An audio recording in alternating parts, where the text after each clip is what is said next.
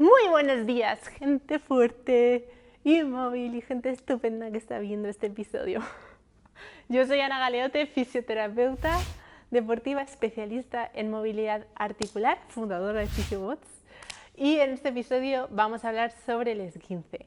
¿Qué es lo que tienes que hacer si te haces un esguince o te acabas de hacer un esguince hace poco, o incluso si te hiciste un esguince hace años, pero sientes que tu movilidad no se ha recuperado del todo?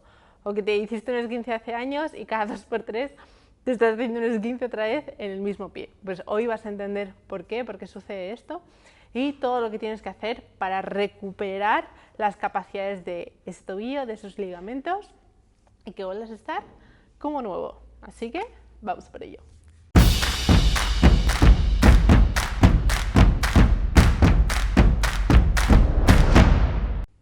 Hola, ¿qué tal estás? Bueno, como te he dicho en la intro, hoy vamos a hablar del esguince de tobillo.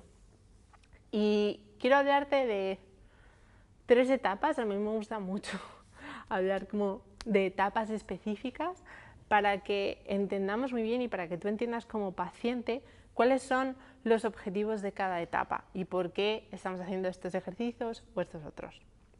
Entonces, número 1 en un esguince. Normalmente los esguinces, siempre los esguinces ocurren por un traumatismo o una caída, ¿no? Entonces, lo primero que tenemos que hacer, este es el paso número 1, es ir al médico o ir al fisioterapeuta, sobre todo para entender qué es lo que ha sucedido, cuál ha sido el daño, qué es lo que ha pasado, cuáles han sido los ligamentos que han sido dañados, si hay algún ligamento que esté roto, si solamente ha sido una elongación o si estamos hablando de algún tipo de fractura ósea o de edema óseo. ¿De acuerdo? Porque eso tendremos que hacer un vídeo de ello aparte, cuando estamos hablando de las fracturas. Entonces, lo primero es descartar que no haya fractura o ver en el caso de que no hay fractura, pero es posible que haya un edema óseo. Tenemos que saberlo, porque la rehabilitación completa de un edema óseo lleva mucho tiempo, entonces también tenemos que saber qué es lo que ha sucedido. Así que siempre que te hagas que te caigas o que tú sepas que te has hecho daño en el tobillo, número 1, vete a hacerte unas pruebas de imagen, vete al médico para saber exactamente qué es lo que ha sucedido y cómo ha sido el daño. Ahora, según sales de la consulta, según sales del médico, yo te recomiendo como fisioterapeuta que vayas al fisioterapeuta para que vea bien qué es lo que ha sucedido. Y una vez que salgas de la consulta del fisio, empieza una primera etapa que puede ser desde 3-4 días a 2 semanas a un mes, mes y medio. Depende de la gravedad de ese esguince. Pero en esta etapa en lo que nos vamos a centrar es en mantener la movilidad del tobillo. Al contrario de lo que se había dicho toda la vida, que era vendaje, no muevas el tobillo y ponte hielo, yo lo que te estoy diciendo es que muevas ese tobillo, que nunca lo inmovilices del todo y que siempre intentes darle el mayor movimiento posible, evitando rangos dolorosos. En un principio van a ser molestos, pero evita esos rangos dolorosos y sigue dándole movilidad. Porque el hecho de movilizar el tobillo, que simplemente a lo mejor al principio solamente es hacer unos círculos pequeños o simplemente hacer un poquito de flexo-extensión, el hecho de seguir movilizando ese tobillo va a ayudar a que cicatricen antes esos tejidos, va a ayudar a que se evite la formación de adherencias y a que te recuperes muchísimo antes, lo antes posible. En esta etapa siempre les recomiendo a mis pacientes que utilicen algún tipo de media de compresión, como las que utilizamos en los aviones, para que cuando se vaya a formar el edema o la inflamación consecuente de un esguince, que es una inflamación que tiene por objetivo el hecho de recuperar los tejidos que se han dañado y que tiene que estar ahí, la inflamación es un proceso natural, para que evitemos que todos esos líquidos se estanquen y que y que facilitemos el trabajo de nuestro sistema linfático. Entonces, en esta primera fase yo recomiendo mucho utilizar una media de compresión. Obviamente, esto es algo que tienes que hablar con tu fisioterapeuta, así que consúltalo con el primero. Pero en esta fase, aparte de darle esa movilidad, me gusta mucho recomendar una media de compresión para evitar que se genere ahí un edema importante y para facilitar que nuestro sistema linfático funcione correctamente y que ese proceso inflamatorio realmente funcione y no se queden acumuladas todas esas sustancias de desecho. Y luego, ¿qué hacemos en relación al frío, en relación al hielo? ¿Qué es lo que tenemos que hacer? Bueno, pues hay una serie de papers que, bueno, hay muchos que se contradicen, ¿no? En relación a que el frío realmente puede ser negativo a la hora de facilitar ese proceso de inflamación. Sin embargo, es cierto que hay otros que hablan de que como el frío sí que va a hacer que disminuya ese dolor en el paciente y que pueda movilizarlo de una mejor manera, ¿no? Yo para no equivocarnos, lo que sí que recomiendo es que utilices el agua fría, sobre todo cuando te duches.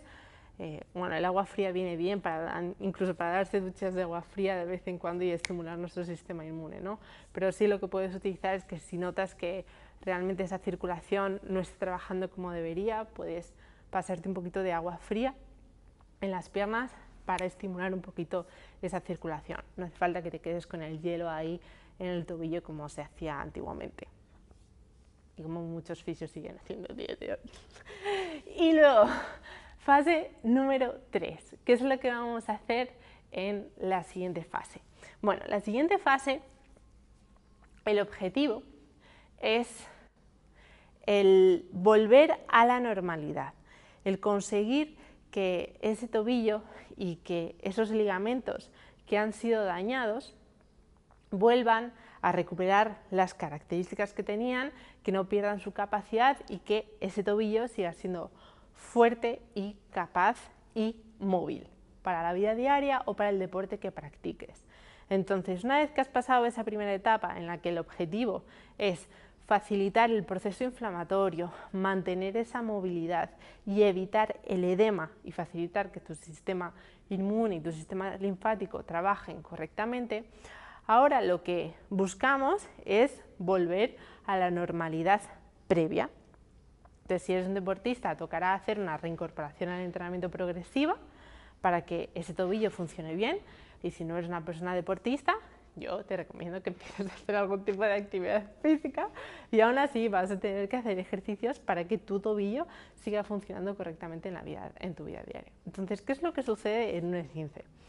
El papel primordial de los ligamentos, y uno de los papeles más importantes de los ligamentos, es el papel propioceptivo que tienen. ¿Eso qué quiere decir?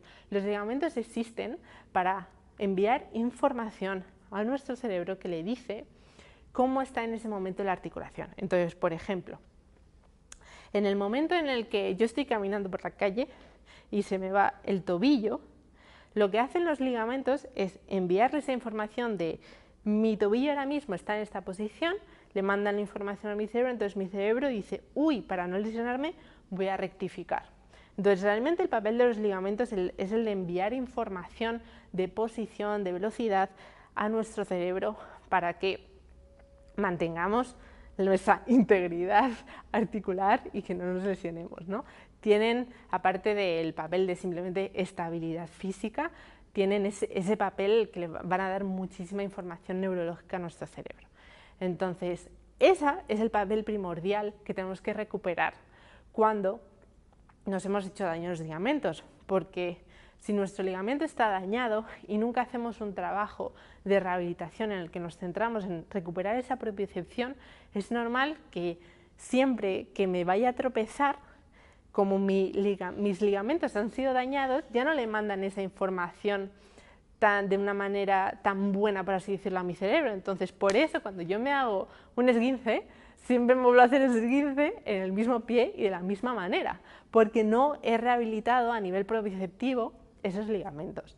Entonces, en esta fase, en la fase número 3, para poder volver a la normalidad, es fundamental recuperar esa propiocepción y hacer mucho trabajo en el que yo estoy controlando la posición de mi pie y en la que mi cerebro empieza a corregir cuando me voy a tropezar o cuando se me va a ir el pie. Y por eso, con fisioterapeutas hacemos mucho trabajo unipodal, es decir, de equilibrar una pierna, o con cambios de dirección, cambios de sentido, de manera que empiece a practicar el hecho de que mi pie se me vaya y pueda ir corrigiendo la posición.